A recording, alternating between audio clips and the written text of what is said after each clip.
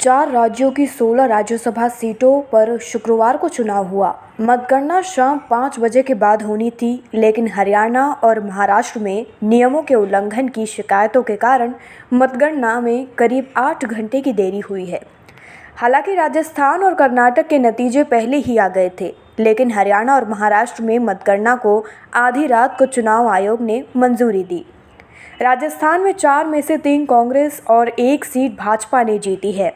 वहीं कर्नाटक में भाजपा ने 3 और कांग्रेस ने 1 सीट हासिल की। जेडीएस के हिस्से कुछ भी नहीं लगा है।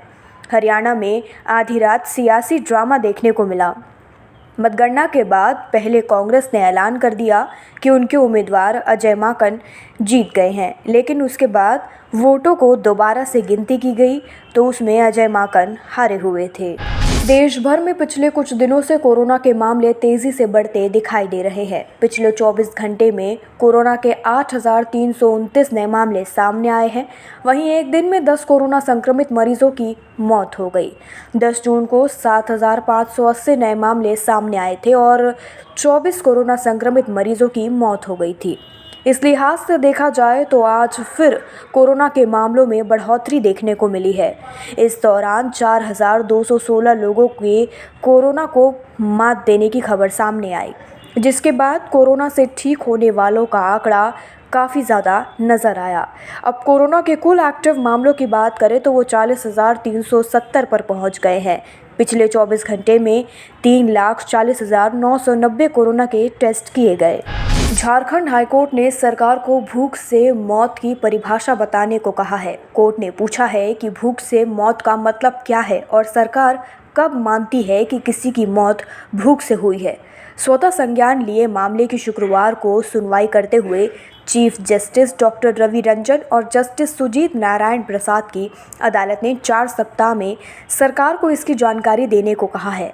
अदालत ने सरकार को शपथ पत्र के माध्यम से ये बताने को कहा है कि सरकार की ओर से गरीबों के लिए कौन कौन सी योजनाएं चलाई जा रही हैं, इन योजनाओं का लाभ कितने लोगों को मिल रहा है, इसकी वर्तमान स्थिति क्या है। सुनवाई के दौरान सरकार की ओर से बताया गया कि राज्य में भी अभी तक भूख से एक भी मौत नहीं हुई है। मौत का कारण बीमारी रहता है। जिस मामले को लेकर सुनवाई की जा रही है उसमें भी भूख से मौत नहीं हुई है।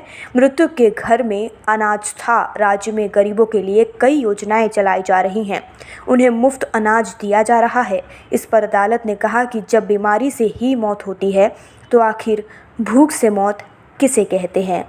सरकार अगली तिथि की इसकी परिभाषा स्पष्ट करे। अदालत ने कहा कि सरकार गरीबों के लिए योजनाएं चला तो रही है, लेकिन इसका लाभ उन तक पहुंच रहा है या नहीं, इसकी मॉनिटरिंग की जाती है या नहीं। पैगंबर मोहम्मद के खिलाफ कथित आपत्तिजनक टिप्पणी को लेकर भाजपा से निलंबित नेता नुपुर शर्मा की गिरफ्तारी की मांग को लेकर रांची में विरोध प्रदर्शन हुआ। इस दौरान हुई हिंसा में 2 लोगों की मौत हो गई है, वहीं करीब दर्जन भर लोग घायल हो गए हैं। हिंसा में आईपीएस अधिकारी सहित पुलिसकर्मियों को भी चोट आई है, जिसके बाद प्रशासन ने देर शाम शहर के कुछ हिस्सों में धारा 144 लगा दी। मरने वालों में 22 साल का मोहम्मद कैफी और 24 साल का मोहम्मद साहिल शामिल है।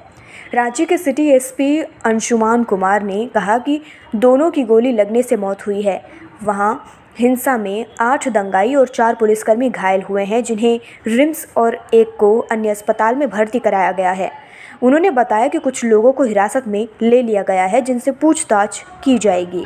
राजनीति में महिलाओं की भागीदारी को लेकर लगातार चर्चा होती रहती है। हाल ही में संपन्न उत्तर प्रदेश विधानसभा चुनाव में कांग्रेस पार्टी ने 40% टिकट महिलाओं को दिया, लेकिन महज एक महिला प्रत्याशी जीतकर विधानसभा पहुंची है। वहीं कांग्रेस पर आरोप भी लगा कि कांग्रेस को यूपी में नतीजों के बारे में पता था, इसीलिए पार्टी ने इतनी बड़ी संख्या में महिलाओं को टिकट दिया, जबकि गोवा और पंजाब में नहीं दिया। राजनीति में महिलाओं की भागीदारी को लेकर एक बहस हुई, जिसमें आम आदमी पार्टी और बीजेपी के नेता भी मौजूद थे। चुनावी राजनीति में महिलाओं की भागीदारी को लेकर पैनल डिस्कशन में बीजेपी प्रवक्ता अनिला सिंह और आम आदमी पार्टी के विधायक संजीव झा के बीच कई बार तीखी बहस हुई। बीजेपी प्रवक्ता अनिला सिंह ने पहले आम आदमी पार्टी पर आरोप लगाया कि पार्टी ने अपने मंत्रिमंडल में एक भी महिला मंत्री को शामिल नहीं किया है। बीजेपी प्रवक्ता ने इन आरोपों पर आम आदमी पार्टी के विधायक भड़क गए।